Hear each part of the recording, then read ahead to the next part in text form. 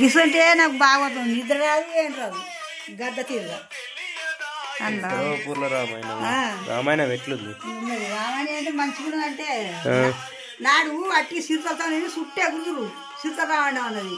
ఇది కొత్తగా తెలిసింది, బాగుతాం మస్తు ఉన్నది. మస్తు ఉన్నది అంటే చూసిరా 3 రోజులు 2 రోజులు తోలకపోలేదు.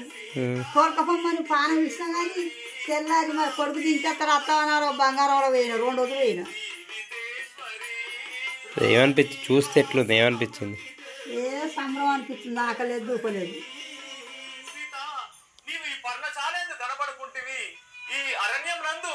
ఇంటికాడ దయ్యం వల్ల కూర్చుండు, ఏం పని ఎవరు మాట్లాడదని ఇక్కడ కూర్చుంటున్నా. ఇక పెద్దమ్మ కూర్చుండని పెట్టింది. ఇక